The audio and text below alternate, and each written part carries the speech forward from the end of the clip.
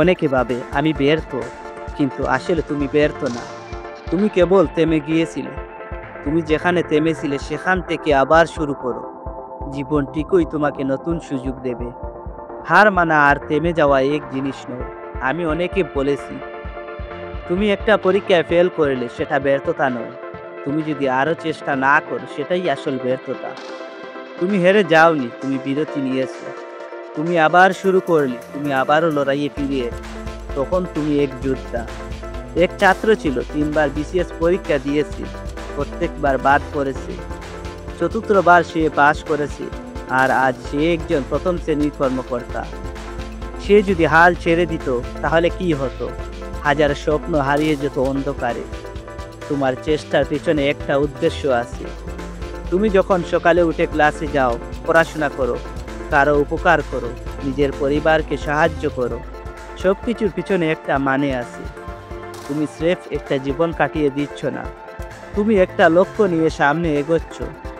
একটা কথা মনে রাখো, সফল হওয়ার জন্য তোমাকে জিনিয়াস হতে হবে না, শুধু একনিষ্ঠ হতে হবে। তুমি যদি প্রতিদিন একটু করে চেষ্টা করো, তোমার ক্ষুদ্র কাজগুলি একদিন বিশাল ফল নিয়ে আসবে। নিজেকে বিশ্বাস করো, অন্যরা তখন বিশ্বাস করবে। তুমি যদি নিজেকে ছোট ভাবো, তাহলে মানুষ তোমাকে ছোট করে দেখবে। তুমি যদি মনে করো আমি পারি, তবে তোমার চোখে অন্যরাও সেই বিশ্বাস করতে পাবে।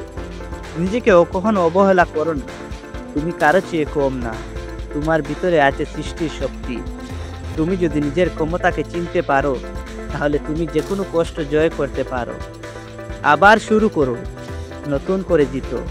বন্ধুরা, আজ তুমি যদি হাল ছেড়ে দাও, তাহলে এই পৃথিবীর সবচেয়ে বড় হার হবে। কারণ এই পৃথিবী তোমার মতো একজনকে হারাতে পারে না। তুমি আবার শুরু করো, ছোট হোক, আস্তে আস্তে হোক, তবে চেষ্টা যেন থেমে না যায়। প্রত্যেকটা দিন তোমাকে এক ধাপ সামনে নিয়ে যাবে। প্রত্যেকটি রাত তোমার অপেক্ষার ফলাফল করে তুলছে।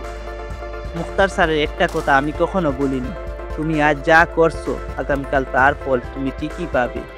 তাই এখন থেকেই শুরু করো, চুপচাপ কিন্তু একান্তভাবে।